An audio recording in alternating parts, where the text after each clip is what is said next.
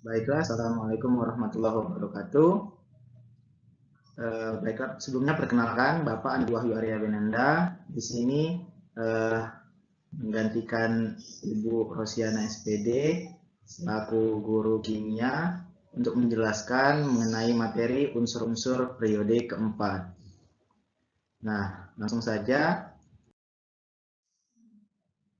Nah, baiklah, untuk unsur-unsur periode keempat ini itu ada SC, ada TI, ada V, ada CR, ada MN, FE, CO, NI, CU, dan juga ZN. Nah, di sini nanti kita akan menentukan konfigurasi elektron dan jumlah elektron yang tidak berpasangan dari unsur periode keempat. Baiklah, langsung saja untuk menghafal unsur-unsur periode keempat ini. Nah, caranya itu seperti ini. Nah, untuk SC sampai V kita bisa buat, kita bisa menghafal SCTV. Ya, mungkin kalian juga udah pada tahu ya siaran SCTV di TV.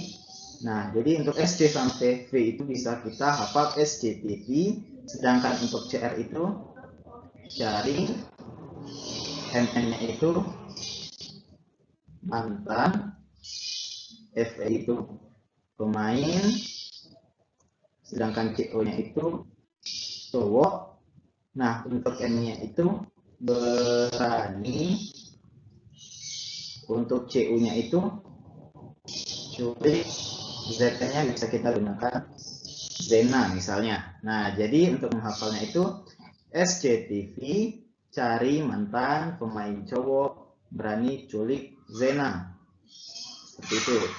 Nah, selanjutnya kita akan menentukan konfigurasi elektron dari unsur periode keempat ini. Nah, di mana sebelumnya kita harus mengetahui dulu nomor atom daripada unsur-unsur periode keempat. Dimulai dari SC, SC itu nomor atomnya 21, untuk 2, untuk V 23, CR 24, FM 25, FE 26, CO 27, NI 28, 28. Nah, untuk CU itu 29. Sedangkan yang terakhir ZN itu 30. Nah, karena kita sudah mengetahui nomor atom dari unsur periode keempat ini, kita bisa menentukan konfigurasi elektronnya. Nah, ingat, di sini biar lebih mudah, kita menggunakan konfigurasi daripada AR. AR itu kan nomor atomnya 18. Jadi tinggal kita tambahkan. Untuk SC berarti AR 4S2 3D1 ya. Nah, di mana di sini ada triknya juga. Untuk SC itu kan nomor atomnya 21. Nah, berarti di sini 2 dan di sini 1. Jadi dia 21. Nah, begitupun untuk seterusnya. Untuk TI berarti 4S2 3D 3D2. Jadi 22. Seperti itu kan? Kalau untuk V itu berarti 4S2 3D3. Nah, di sini ada pengecualian untuk CR. Oke, kenapa pengecualian untuk CR? Karena CR itu kan nomor atomnya 24. Kita nggak bisa buat, kita di sini nggak bisa buat 4S2 3D4. Kenapa? Karena pada subkulit D dia kan hanya terisi 4 elektron, sedangkan kita ingat aturan setengah penuh. Nah, di mana pada aturan setengah penuh itu elektronnya itu kan harus terisi setengah penuh. Nah, di mana di sini berarti pada kulit S ini kita ambil satu elektronnya untuk memenuhi aturan setengah penuh. Paham kan? Oleh karena itu, untuk konfigurasi daripada CR ini, berarti kan AR 4S1 3D 5. Jadi dia kan udah memenuhi aturan setengah penuh. Untuk MN itu sama saja seperti yang sebelumnya. Berarti kalau untuk MN itu 4S2 3D 5. Untuk FE juga sama, nomor atomnya 26 berarti 4S2 3D 6. Untuk CO itu nomor atomnya 27, bisa kita tulis 4S2 3D 7. Nah, untuk Ni juga bisa kita tulis 4S2 3D 8. Nah, di sini ada pengecualian lagi untuk yang Cu. Nah, jadi untuk Cu juga sama, untuk memenuhi aturan setengah penuh. Berarti di sini kita aturan setengah penuh dan aturan penuh. Kalau untuk Cu itu kita memakai aturan yang penuh, berarti 4S1 3D 10. Oke, karena kita harus memenuhi kulit D10, jadi nggak bisa 9, karena kalau 9 itu kan belum stabil. Nah, sedangkan untuk Zn itu nomor atomnya 30, berarti bisa kita tulis 4S2 3D 10. Seperti itu. Nah, selanjutnya kita akan menentukan jumlah elektron yang tidak berpasangan. Nah, ingat, pada SC itu kan konfigurasi elektronnya 4S2 3D1. 4S-nya ini udah untuk pasangan elektron di subkulit S ini udah berpasangan, sedangkan untuk kulit D itu ada satu elektron yang tidak berpasangan. Berarti untuk SC jumlah elektron yang tidak berpasangan itu ada 1. Nah, sedangkan untuk TI di subkulit D-nya itu ada 2 elektron, berarti yang tidak berpasangan itu ada 2 elektron. Untuk P sama ada 3 elektron. Nah, kalau untuk CR ini kan kalau kita buat orbitalnya nih, ini 4S, ini 3D. 3D itu ada 5 orbital. Nah, di 4S ini ada 1 elektron, di 3D5 ini ada 5 elektron. Nah, jadi untuk mengetahui jumlah elektron yang tidak berpasangan, kita lihat. Kalau berpasangan kan berarti ada 2 elektron. Nah, pada CR ini yang tidak berpasangan itu berarti ada 1, 2, 3, 4, 5, dan 6. Oke, berarti untuk CR ini ada 6 elektron yang tidak berpasangan. Nah, sedangkan untuk Mn itu kan 3D5, berarti ada 5 elektron yang tidak berpasangan. Nah, sedangkan untuk Fe, maaf. Nah, untuk Fe ini 4S-nya ini kan udah berpasangan nih. Sedangkan untuk yang 3D6 itu kan orbital kamar atau orbitalnya ada 5. Nih. Karena dia mempunyai 6 elektron, berarti kan kita tulis 1, 2, 3, 4, 5, 6. Gitu ya. Berarti yang tidak berpasangan ada 1, 2, 3, 4. Berarti ada 4 elektron yang tidak berpasangan. Nah, sama seperti CO berarti ada 3 elektron yang tidak berpasangan. Untuk Ni ada 2 elektron yang tidak berpasangan. Nah, sedangkan untuk Cu ini ada 1 elektron. Kenapa? Karena untuk subkulit ini semua sudah berpasangan. Yang belum berpasangan itu yang 4S1.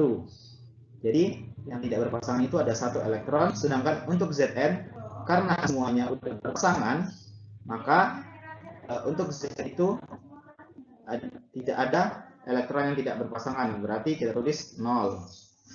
Seperti itu.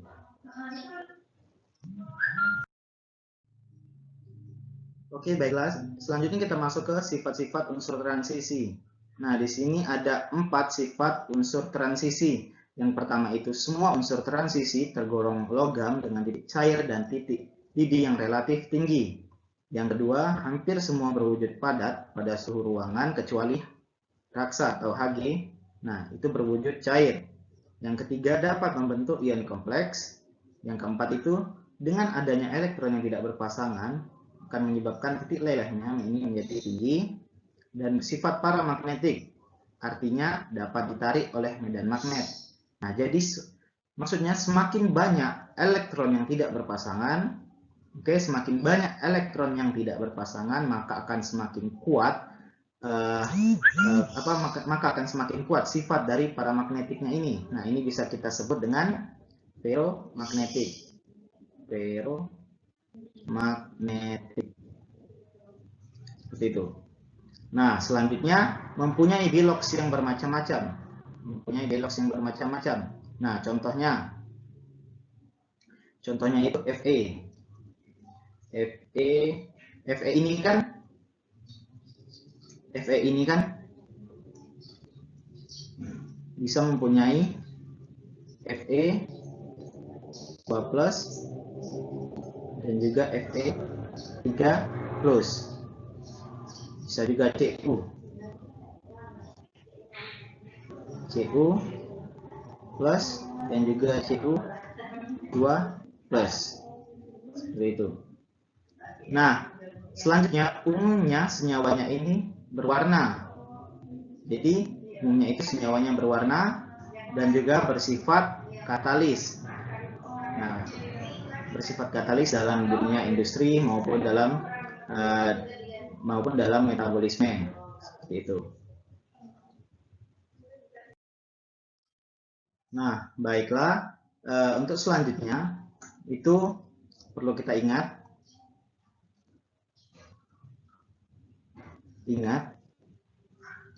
Nah, untuk unsur Zn, Hg, dan juga Cd, ini kan semua elektronnya itu berpasangan. Tadi kan Zn kan berpasangan kan? Nah, karena Zn ini pada periode keempat, sedangkan Hg dan Cd ini dia bukan pada periode keempat, tapi dia termasuk unsur transisi atau golongan golongan B, maaf. Nah, jadi untuk Zn, Hg, dan Cd ini semua elektronnya itu berpasangan atau S2D10 seperti itu. Nah, oleh karena itu sehingga yang pertama titik lelehnya itu menjadi rendah. Jadi dia kebalikan. Titik lelehnya ini rendah.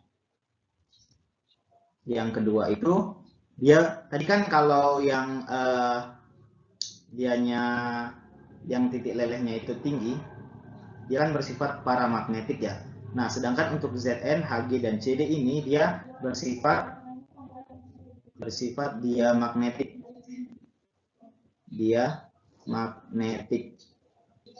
Nah, untuk yang ketiga itu biloxnya itu hanya satu macam.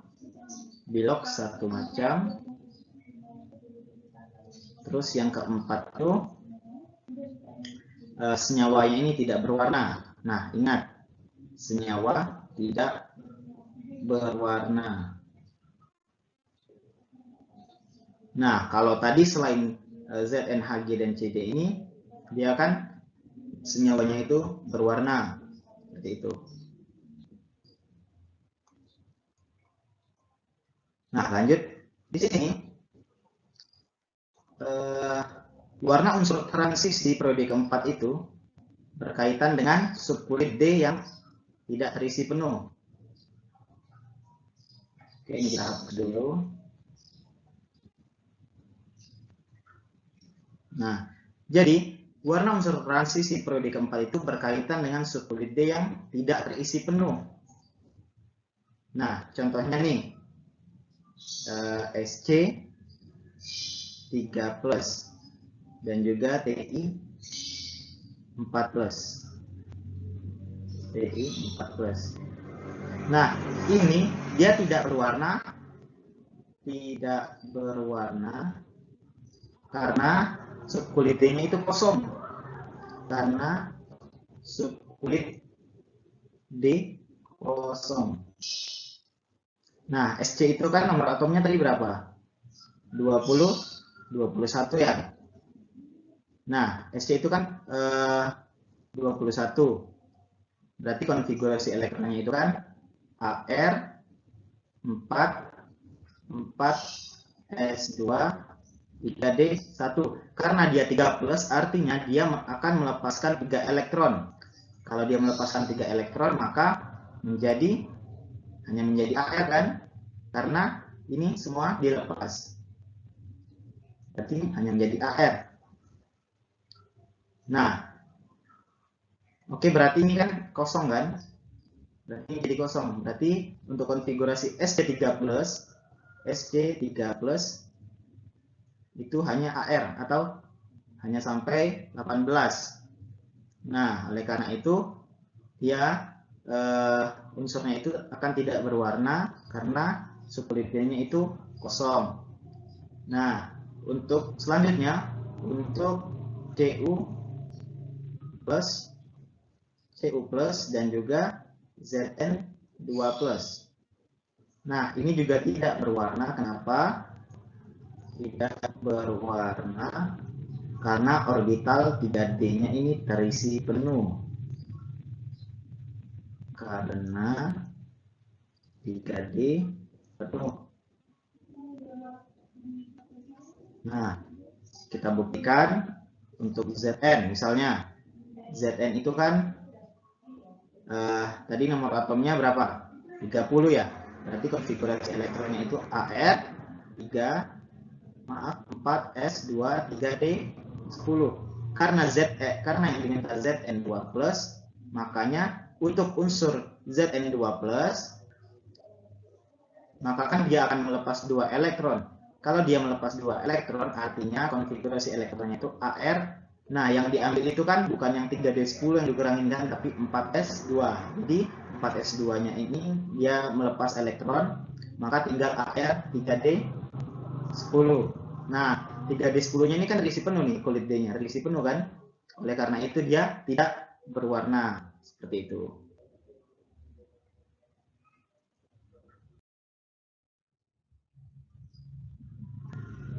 Nah, selanjutnya di sini ada hubungan antar ion-ion logam transisi dengan warna yang terbentuk. Nah, di sini kalian bisa lihat tadi yang kita kerjakan yang mana? Coba.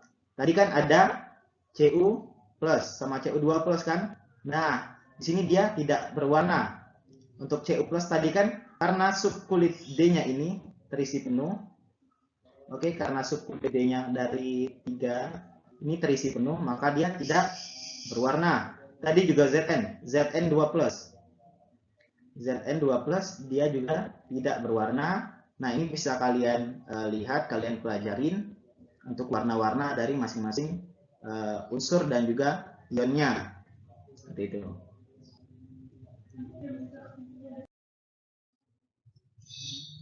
Nah, di sini ada latihan soal.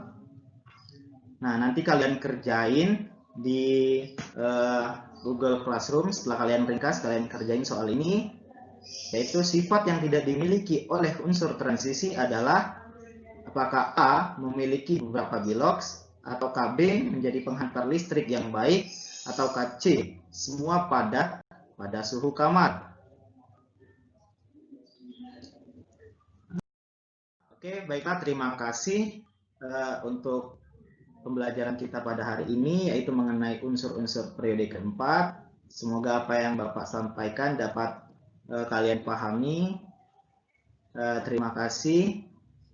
Kurang dan lebihnya Bapak mohon maaf. Assalamualaikum warahmatullahi wabarakatuh.